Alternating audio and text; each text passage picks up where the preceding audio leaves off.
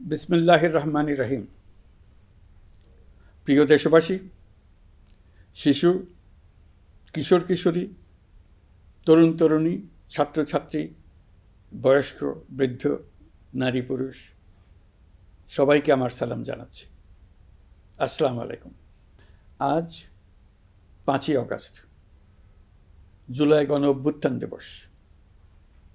বাংলাদেশের ইতিহাসের এক অবিস্মরণীয় দিন। 1 বছর আগে এই দিনে জুলাই গণ অভ্যুত্থান পূর্ণতা পায়। দীর্ঘদিনের ফ্যাসিবাদী শাসন থেকে মুক্ত হয় প্রিয় স্বদেশ। গত বছরের জুনে আদালতের একটি রায়ে সরকারি চাকরিতে কোটা পুনর্বহাল হলে দেশের তরুণ শিক্ষার্থী সমাজ বিক্ষুব্ধ হয়ে ওঠে। তাদের এই ক্ষোভ দাবানলে পরিণত হয় স্বৈরাচারের তুচ্ছ-তাচ্ছিল্যে, দমন পীড়নে, নির্বিচারে গুলিবর্ষণ, নির্মম হত্যাযজ্ঞের কারণে। স্বৈরাচারী শাসকের নির্দেশে পরিচালিত হত্যাযজ্ঞের সামনে নির্ভীক চিত্তে দাঁড়িয়েছিল এদেশের ছাত্র, শ্রমিক, জনতা।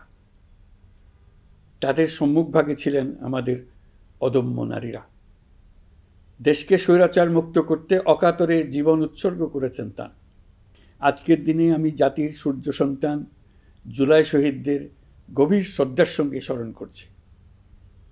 জুলাইয়ে যারা আহত হয়েছেন, চিরতরে পঙ্গু হয়েছেন, দৃষ্টি হারিয়েছেন, জাতির পক্ষ থেকে আমি তাদের প্রতি শ্রদ্ধা ও কৃতজ্ঞতা জানাচ্ছি। প্রিয় দেশবাসী, গত 1 বছরে আমরা অনেক সংকট ও সম্ভাবনার মধ্য দিয়ে পার করেছি। অনেক ঘটনা, দুর্ঘটনা আমাদের গভীরভাবে বেদনাহত করেছে। সর্বশেষ মাইলস্টোন কলেজে বিমান বিধ্বস্ত হয়ে ঝরে গেছে আমাদের কোমলমতি শিশুসহ বেশ কিছু মানুষের প্রাণ। আগুনে পুড়ে আহত হয়েছেন অনেকেই। এই ঘটনা আমাদের সবাইকে শোকস্তব্ধ করে দিয়েছে। এই দুর্ঘটনায় নিহতদের আত্মার শান্তি কামনা করছি। যারা এখনও হাসপাতালে চিকিৎসাধীন, তাদের দ্রুত আরোগ্য কামনা করছি। এই ভয়াবহ দুর্ঘটনার পর সিঙ্গাপুর, চীন, ভারতসহ কয়েকটি দেশের যে সকল চিকিৎসক এবং নার্স আহতদের সেবায় অক্লান্ত পরিশ্রম করেছেন, তাদের প্রতি কৃতজ্ঞতা জানাচ্ছি। যারা রক্ত দিয়ে আহতদের পাশে দাঁড়িয়েছেন, কৃতজ্ঞতা জানাচ্ছি তাদের প্রতিও। প্রিয় দেশবাসী, জুলাই অভ্যুত্থানের পর আমরা অনেক দূর পথ অতিক্রম করে এসেছি। আমাদের জাতীয় জীবনে শান্তি শৃঙ্খলা ফিরে এসছে, অর্থনীতিতে গতিশীলতা এসছে, সংকট দূর হয়েছে। মাত্র কয়েকদিন আগে যুক্তরাষ্ট্রের সঙ্গে আমরা সফলতার সঙ্গে শুল্ক আলোচনা সমাপ্ত করেছি। এর ফলে আমাদের অর্থনীতির সম্ভাবনা বহুগুণ বেড়ে গিয়েছে। যখন 1 বছর আগে আমাদের অন্তর্বর্তীকালীন সরকার 16 বছর ব্যাপী একটানা ধ্বংসযজ্ঞ এবং লুটপাটে বিধ্বস্ত এক অর্থনীতির দায়িত্ব নিয়েছিলাম, তখন কারোরই মনে হচ্ছিল না এই বিধ্বস্ত অর্থনীতিকে আবার সহজে চালু করা যাবে। মাত্র 1 বছরের মধ্যে আমরা এতদূর রাস্তা অতিক্রম করতে পারবো, এটা চিন্তাই করা যায়নি। অর্থনীতি ঘুরে দাঁড়িয়েছে, এখন দ্রুত গতিতে এগিয়ে যাবার পালা। আমরা এখন অন্তর্বর্তী সরকার থেকে একটি নির্বাচিত সরকারের হাতে রাষ্ট্র পরিচালনার দায়িত্ব তুলে দেওয়ার দিকে অগ্রসর হচ্ছি। আমরা দায়িত্ব গ্রহণের 4 মাসের মাথায় জাতির উদ্দেশ্যে দেওয়া ভাষণে আমি প্রতিশ্রুতি দিয়েছিলাম 2026 সালের জুনের মধ্যে দেশের আগামী জাতীয় সংসদ নির্বাচন আয়োজন করব। তবে নির্বাচনের আগে আমাদের অত্যাবশ্যকীয় কয়েকটি কাজ সম্পন্ন করতে হবে। এর মধ্যে অন্যতম হল জুলাই ঘোষণাপত্র ও জুলাই সনদ। আজ জুলাই গণ অভ্যুত্থান দিবসে সকল রাজনৈতিক দলকে সঙ্গে নিয়ে আমরা জাতির কাছে জুলাই ঘোষণাপত্র উপস্থাপন করেছি। এই ঘোষণাপত্রে মহান মুক্তিযুদ্ধ সহ বাংলাদেশের মানুষের অতীতের বিভিন্ন ঐতিহাসিক ও গণতান্ত্রিক সংগ্রাম থেকে শুরু করে জুলাই অভ্যুত্থানের প্রেক্ষাপট বর্ণনা করা হয়েছে। আমাদের 3টি দায়িত্ব ছিল: সংস্কার, বিচার ও নির্বাচন। জুলাই অভ্যুত্থানের ছাত্র, শ্রমিক, জনতা দেয়ালে দেয়ালে যে প্রত্যাশার কথা লিখে রেখেছিল, তার অন্যতম ফোকাস ছিল রাষ্ট্র ব্যবস্থার গণতান্ত্রিক সংস্কার। সেই লক্ষ্যে আমরা বেশ কয়েকটি সংস্কার কমিশন গঠন করেছিলাম। তাদের মধ্যে প্রধান প্রধান সংস্কার কমিশনগুলো যে সুপারিশ পেশ করেছে সেগুলোর মধ্যে স্বল্প সময়ের মধ্যে আশু বাস্তবায়নযোগ্য বহু সংস্কার আমরা ইতিমধ্যে সম্পন্ন করেছি।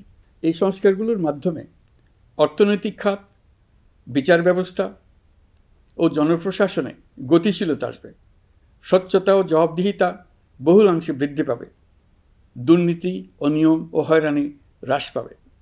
দীর্ঘমেয়াদী সংস্কার কাজ বাস্তবায়নের লক্ষ্যে আমরা জাতীয় ঐকমত্য কমিশন গঠন করেছিলাম। এই কমিশনে 30টির অধিক রাজনৈতিক দল ও জোট স্বতঃস্ফূর্তভাবে অংশগ্রহণ করেছে, তাদের মতামত দিয়েছে।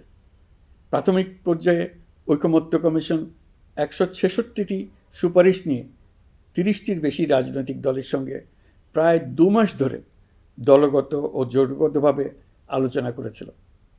এই প্রক্রিয়ায় যেসব বিষয়ে রাজনৈতিক দলগুলোর মধ্যে ঐকমত্য প্রতিষ্ঠিত হয়েছিল সেগুলো বাদ দিয়ে কমিশনের পক্ষ থেকে 19টি মৌলিক সংস্কারের বিষয় চিহ্নিত করা হয়।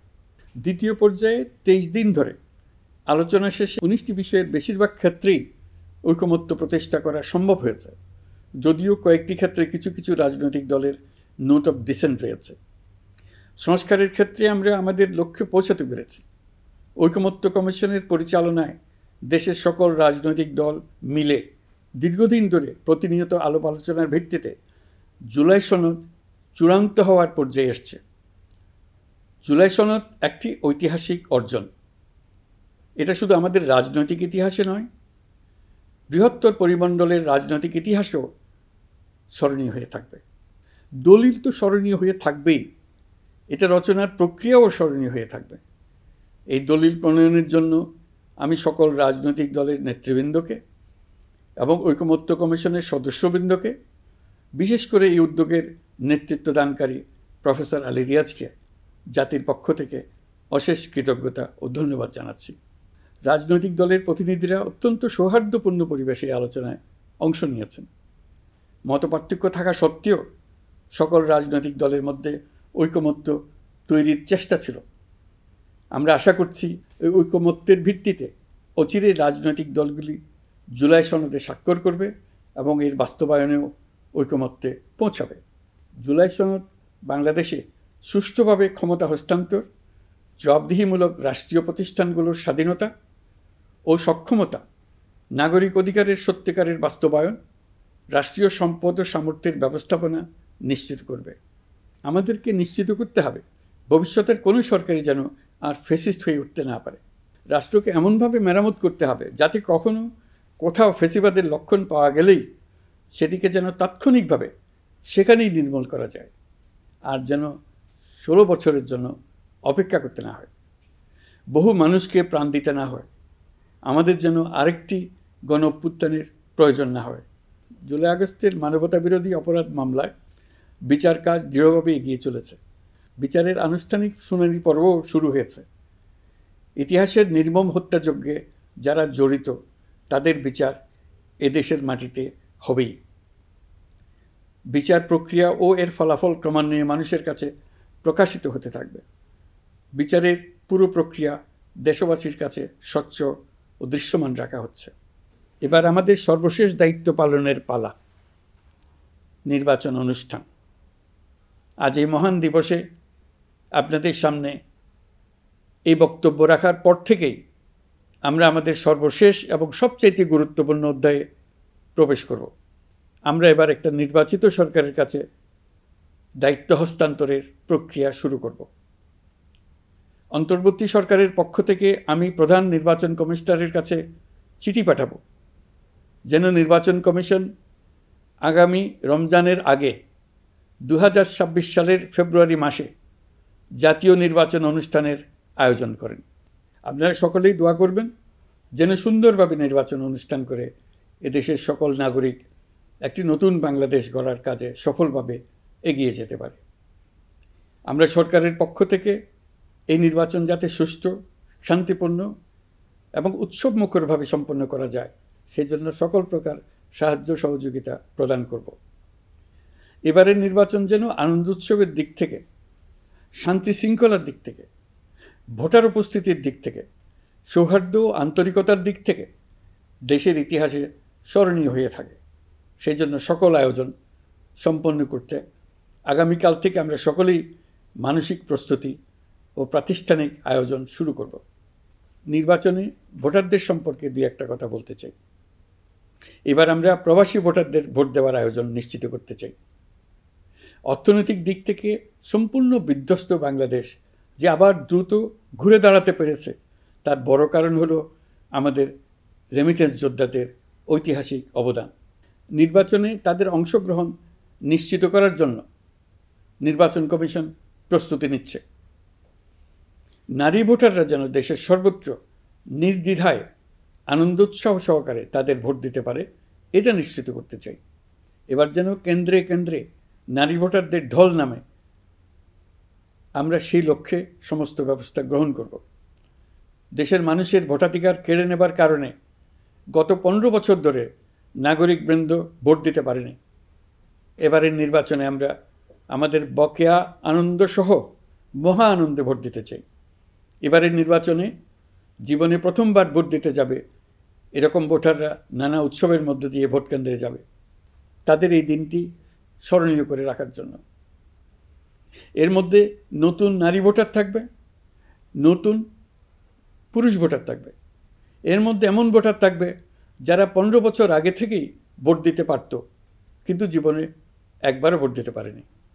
এর মধ্যে আসবে যারা 10 বছর আগে, 5 বছর আগে ভোট দিতে পারত কিন্তু পারেনি। আর আসবে ভাগ্যবান ও ভাগ্যবতীর দল, যারা এই প্রথমবার ভোটার হওয়ার যোগ্যতা লাভ করলো এবং সঙ্গে সঙ্গে ভোট দেওয়ার সুযোগও পেয়ে গেল। নির্বাচনের দিনকে আমরা ঈদের উৎসবের মতো করতে চাই। এবারের ভোটের আনন্দ থাকবে সবার মধ্যে। আপনারা সবাই বাচ্চা কাচ্চাদের নিয়ে ভোট কেন্দ্রে যাবেন। নাগরিক অধিকার প্রয়োগের মহা আনন্দ পরবর্তী বংশধরদের কাছে তুলে ধরার জন্য এখন থেকে প্রতিদিন আলাপ আলোচনা করুন।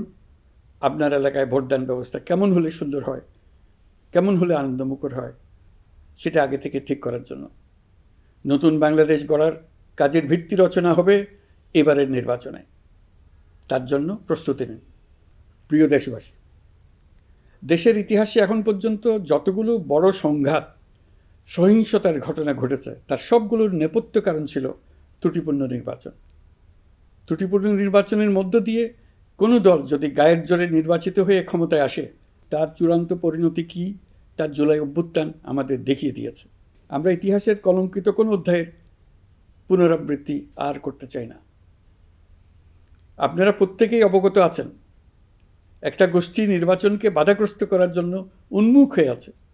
তারা দেশের গণতান্ত্রিক অগ্রযাত্রাকে ব্যাহত করতে দেশের বাইরে বসে ভেতরে থেকে নানা অপচেষ্টায় লিপ্ত রয়েছে। আমাদেরকে অবশ্যই খেয়াল রাখতে হবে তারা যেন নির্বাচনকে সংঘাতময় করে তোলার কোনো রকমের সুযোগ না পায়। মাথায় রাখবেন, পরাজিত শক্তি নির্বাচনের আগ পর্যন্ত বারবার মাথাচাড়া দিয়ে ওঠার চেষ্টা করবে, কিন্তু একটি অবাধ, সুষ্ঠু, নিরপেক্ষ নির্বাচন সফলভাবে আয়োজন করা গেলে অপশক্তির পরাজয় চূড়ান্ত হবে।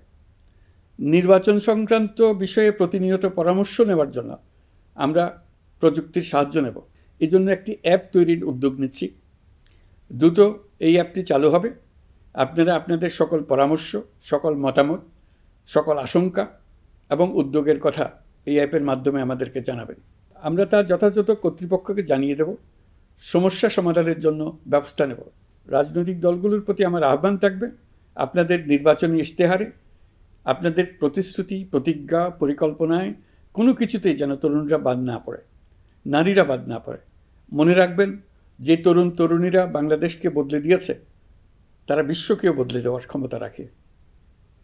আপনার দল থেকে তাদেরকে সেই সুযোগ দেওয়ার উদ্যোগ নেন।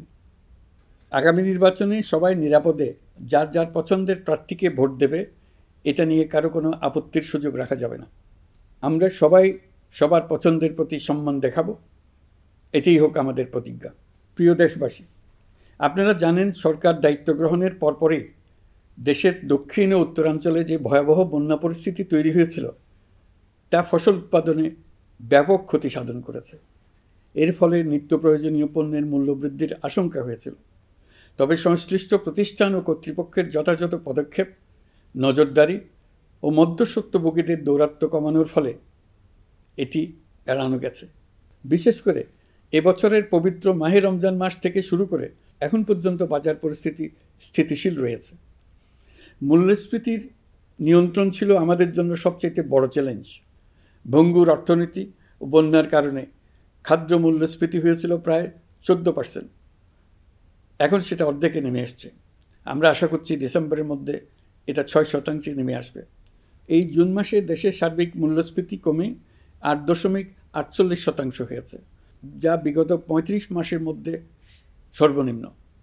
এই নিয়ে 4 মাস ধরে সার্বিক মূল্যস্ফীতি ক্রমান্বয়ে কমেছে। বর্তমান অন্তর্বর্তীকালীন সরকারের প্রতি প্রবাসীদের অসীম আস্থার ফলে মুদ্রাবাজারেও স্থিতিশীলতা ফিরে এসছে। গত অর্থবছরে ব্যাংকিং চ্যানেলে রেকর্ড $3033 কোটি প্রবাসী আয় দেশে এসছে। রপ্তানি আয়ে প্রায় 9% প্রবৃদ্ধি হয়েছে। এর ফলে টাকা শক্তিশালী হয়েছে। অনেক বছর পর ডলারের বিপরীতে টাকার মান বাড়ছে। গত 11 মাসে বৈদেশিক পাওনাদারদের পাওনা সুদ ও আসল বাবদ $4 বিলিয়ন অর্থাৎ $400 কোটি অর্থ পরিশোধ করা হয়েছে, যা এ যাবৎকালের সর্বোচ্চ। আগের বকেয়া আদায় পরিশোধের পরও বৈদেশিক মুদ্রার রিজার্ভ বাড়ছে।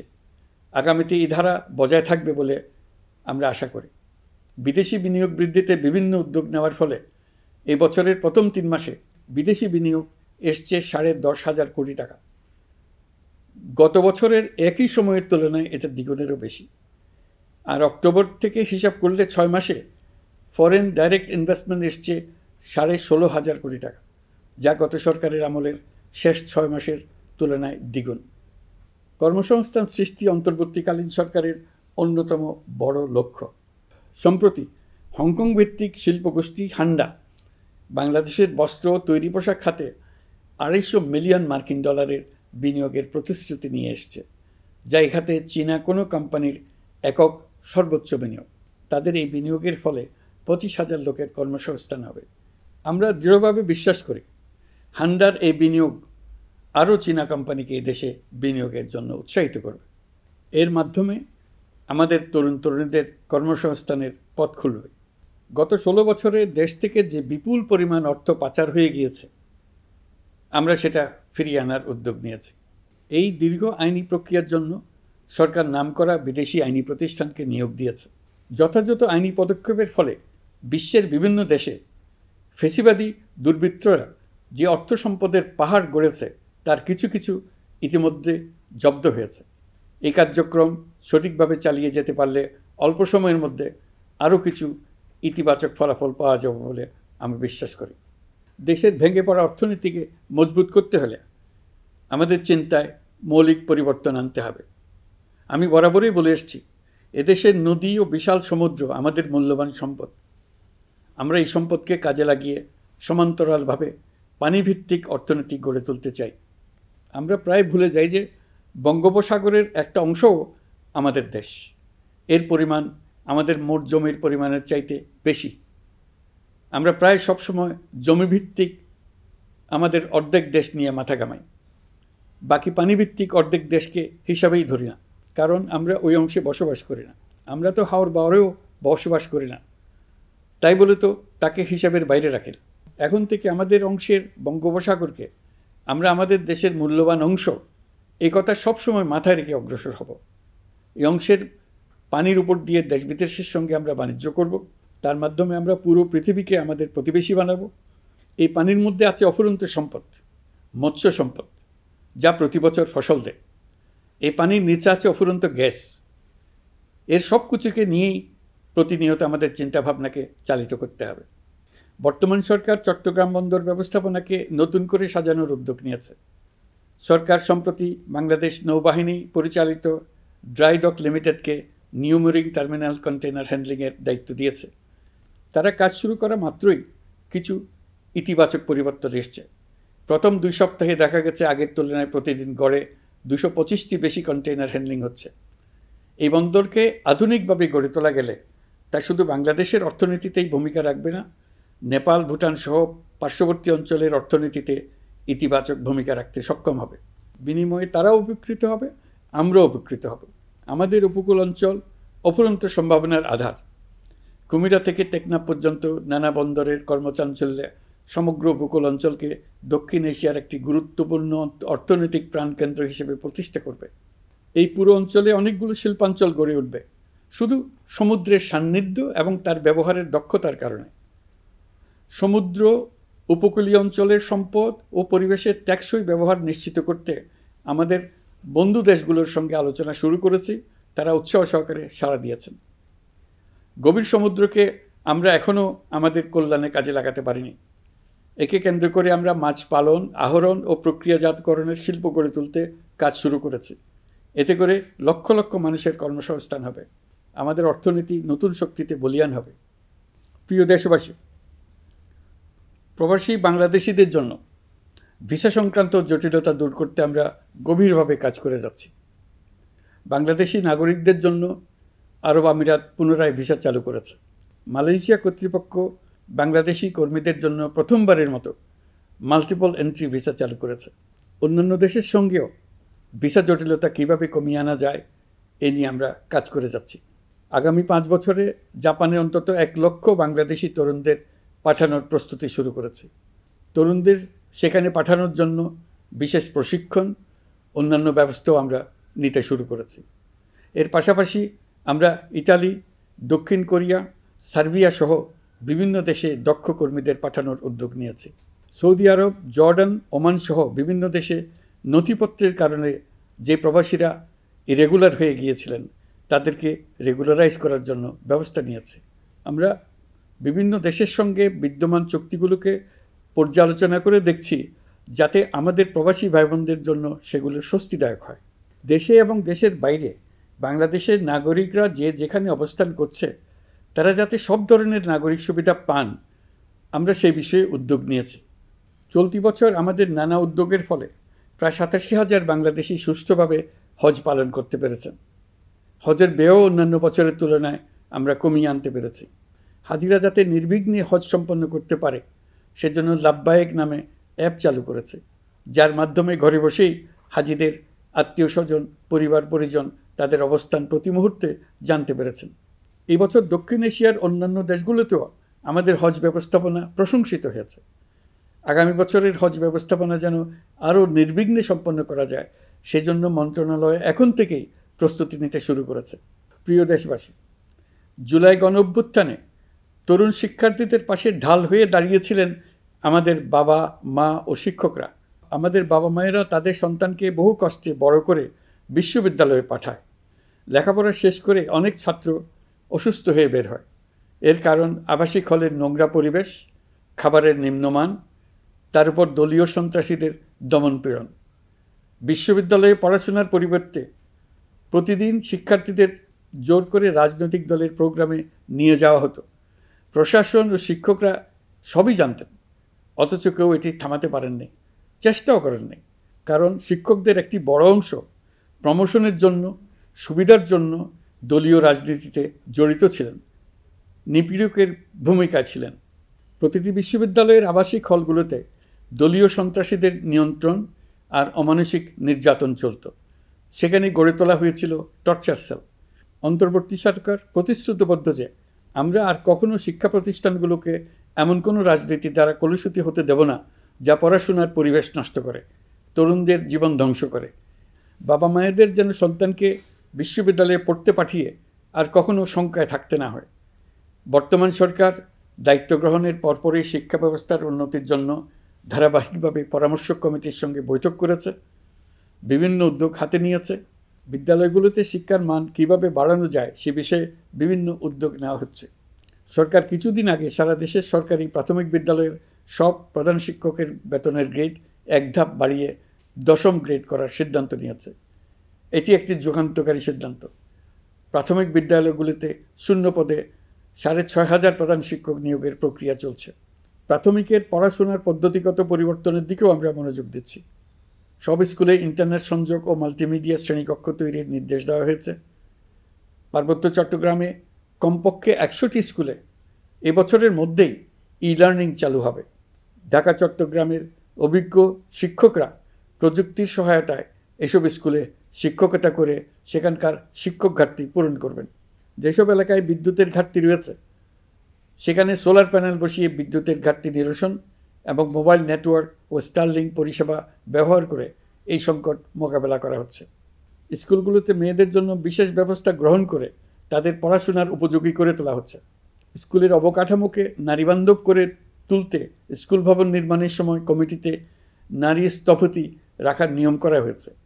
আমাদের লক্ষ্য হলো স্কুল ভবনের ডিজাইন থেকে শুরু করে পড়াশোনার পরিবেশ চিন্তাভাবনায় মেয়েদেরকে বিশেষভাবে গুরুত্ব দেওয়া, যাতে তারা ব্যক্তিগত নিরাপত্তা ও স্বাস্থ্যের দিক থেকে স্বস্তিদায়ক পরিবেশে পড়াশোনা করতে পারে। প্রিয় দেশবাসী, জুলাই গণ অভ্যুত্থানে শহীদ ও আহত যোদ্ধাদের জন্য আমরা নিরলসভাবে কাজ করে যাচ্ছি। এখন পর্যন্ত 775টি শহীদ পরিবারকে প্রায় 100 কোটি টাকার সঞ্চয়পত্র ও মাসিক ভাতা বাবদ ব্যাংক চেক দেওয়া হয়েছে। অবশিষ্ট যারা আছেন তাদেরও কয়েকটি আইনগত বিষয় নিষ্পত্তি সাপেক্ষে সঞ্চয়পত্র দেওয়ার প্রক্রিয়া চলছে। এর পাশাপাশি আহত 13,800 জন জুলাই যোদ্ধাকে 3টি ক্যাটাগরিতে নগদ টাকা ও চেক বাবদ 153 কোটি 4 লাখ টাকা প্রদান করা হয়েছে। 78 জন অতি গুরুতর আহত জুলাই যোদ্ধাকে সিঙ্গাপুর, থাইল্যান্ড, তুরস্ক এবং রাশিয়ার উন্নত চিকিৎসার জন্য পাঠানো হয়েছে এবং চিকিৎসা ব্যয় বাবদ এ পর্যন্ত প্রায় 100 কোটি টাকা ব্যয় হয়েছে। আহতদের পুনর্বাসনের জন্য সরকারের সবকটি মন্ত্রণালয়ের সম্মিলিত প্রচেষ্টায় বিভিন্ন ধরনের উদ্যোগ নেওয়া হচ্ছে। ফেসিবাদী সরকারের আমলে দেশের শহরে বন্দরে হাজারো প্রতিষ্ঠান, সড়ক, সেতু, সেনানিবাস, যুদ্ধজাহাজ, স্কুল, কলেজ, বিশ্ববিদ্যালয়ের নাম পরিবর্তন করে স্বৈরাচার তার নিজের এবং নিজের পরিবারের সদস্যদের নামে চালু করেছিল। আমরা সব নাম পরিবর্তন করে আগের নাম বা মানানসই নাম করে দিয়েছি। প্রিয় দেশবাসী, অন্তর্বর্তীকালীন সরকার এমন এক অবস্থায় দেশের দায়িত্বভার গ্রহণ করেছিল যখন প্রতিটি গণতান্ত্রিক প্রতিষ্ঠান, অফিস, আদালত বিধ্বস্ত অবস্থায় ছিল। আমাদের প্রথম এবং প্রাথমিক কাজ ছিল এই প্রতিষ্ঠানগুলোর সংস্কার এবং পুনর্নির্মাণে হাত দেওয়া, আইনশৃঙ্খলা বাহিনী পুনর্গঠন, অর্থনীতি পুনরুদ্ধার, আইন আদালত, নির্বাচন কমিশন সহ যাবতীয় গণতান্ত্রিক প্রতিষ্ঠানকে সচল করা এবং নাগরিকদের নিকট দায়বদ্ধ করে তোলা। রক্তাক্ত জুলাই ছিল স্বৈরাচারের বিরুদ্ধে তরুণদের পুঞ্জীবিত ক্ষোভের বহিঃপ্রকাশ। 16 বছর ধরে সরকারের স্বৈরাচারী আচরণের বিরোধিতা করে যতগুলো আন্দোলন হয়েছে, প্রতিটিতেই দলীয় সন্ত্রাসীরা অস্ত্র হাতে আন্দোলনকারীদের আক্রমণ করেছে। প্রতিটি আন্দোলনকেই দমন করার জন্য দলীয় সন্ত্রাসীরা সর্বোচ্চ আঘাত করেছে, যেখানে আইনশৃঙ্খলা বাহিনীকেও অংশ নিতে নির্দেশ দেওয়া হয়েছে অথবা দাঁড়িয়ে দর্শকের ভূমিকায় থাকতে বলা হয়েছে। একটি স্বাধীন বিচার বিভাগের জন্য অন্তর্বর্তী সরকার সংস্কার কাজ হাতে নিয়েছে। বিচার বিভাগীয় সংস্কার কমিশনের প্রস্তাবনা অনুযায়ী সুপ্রিম কোর্ট বিচারক নিয়োগ সহ যে সকল কাজ এই সরকার স্বল্প সময়ের মধ্যে করে যেতে পারবে, সে সকল কাজের অধিকাংশ ইতিমধ্যে সম্পন্ন করা হয়ে গেছে। বাকি কাজ চলমান রয়েছে। স্বৈরাচার আমলে দলীয় বাহিনীতে পরিণত হওয়া ভঙ্গুর আইনশৃঙ্খলা বাহিনীকে নতুন করে গড়ে তোলার জন্য আমরা সর্বোচ্চ ব্যবস্থা নিয়েছি। আইনশৃঙ্খলা বাহিনী দ্বারা কোনো মানবাধিকার লঙ্ঘন যাতে না ঘটে, সেই জন্য পুলিশ সদর দপ্তরে একটি সেল কার্যকর করা হয়েছে, যেখানে মানবাধিকার সহ পুলিশ সদস্যদের মাধ্যমে সংগঠিত যে কোনো অপরাধের বিষয়ে অভিযোগ করা যায়। এই সমস্ত সেল অন্যান্য আইন প্রয়োগকারী সংস্থার প্রধান কার্যালয়েও স্থাপন করা হচ্ছে। আসামিদের জিজ্ঞাসাবাদ হবে স্বচ্ছ কাচের ঘরে। হাজতখানায় বন্দীদের মানবিক সেবা নিশ্চিত করা হবে। অভিযান পরিচালনার সময় পুলিশ যেন জিপিএস ট্র্যাকিং সিস্টেম ডিভাইস সহ বডি ক্যামেরা পরিধান করেন তা নিশ্চিত করা হবে। পুলিশ যেন আর কখনোই কোনো আন্দোলন দমনে প্রাণঘাতী অস্ত্র ব্যবহার করতে না পারে, সেই ব্যবস্থা নেওয়া হয়েছে। বেআইনি সমাবেশে বল প্রয়োগের ক্ষেত্রে জাতিসংঘের স্বীকৃত 5টি ধাপ অনুযায়ী পুলিশ সদস্যদের প্রশিক্ষণ দেওয়া হচ্ছে। সব মিলিয়ে স্বরাষ্ট্র মন্ত্রণালয়ের পুলিশ সংস্কার কমিশনের প্রস্তাব অনুযায়ী 16টি সংস্কার কাজ সম্পন্ন হয়েছে। আরও 43টি সংস্কার কাজ সমাপ্ত হওয়ার পথে। দেওয়ানি আইন, নারী ও শিশু নির্যাতন দমন আইন সহ বিভিন্ন আইনগত সংস্কার সম্পন্ন হয়েছে। সম্প্রতি সরকার ফৌজদারি কার্যবিধি সংশোধন অধ্যাদেশ 2025 অনুমোদন করেছে। এর ফলে এখন থেকে কোনো ব্যক্তিকে আটকের পর 12 ঘন্টার মধ্যে যত দ্রুত সম্ভব পরিবারকে জানাতে হবে। আটককৃত ব্যক্তিকে আইনজীবীর সঙ্গে সাক্ষাতের সুযোগ দিতে হবে।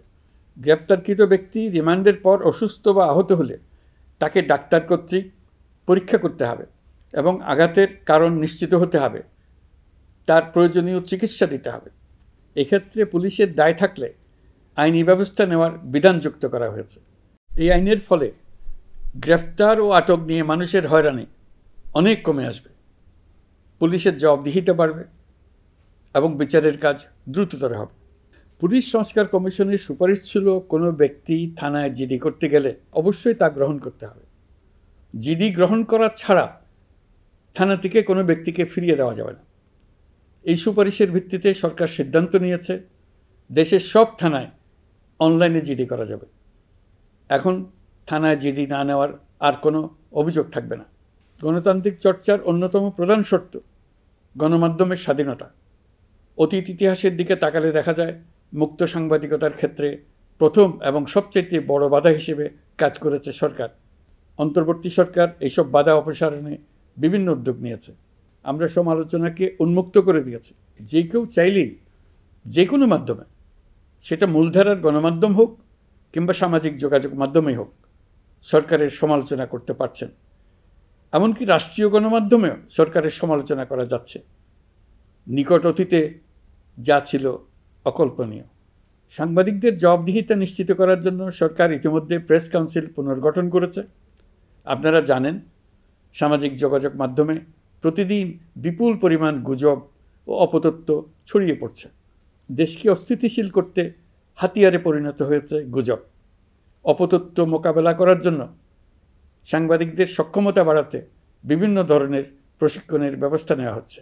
স্বৈরাচারী সরকার আমলে সাংবাদিকতার ক্ষেত্রে বড় বাধা ছিল ডিজিটাল নিরাপত্তা আইন, যা পরে সাইবার নিরাপত্তা আইন রূপে আবির্ভূত হয়েছিল। আমরা এই আইনটি বাতিল করেছি। এই আইনের অধীনে সাংবাদিকদের বিরুদ্ধে করা সব মামলা বাতিল করা হয়েছে। সংবাদ মাধ্যমের স্বাধীনতা নিশ্চিতকরণে এটি একটি বড় অগ্রগতি। নতুন যে আইন প্রণীত হয়েছে তাতে আগের আইনের নিবর্তনমূলক 9টি ধারা বাদ দেওয়া হয়েছে। আগের আইনের আওতায় করা 95% মামলায় এসব ধারায়।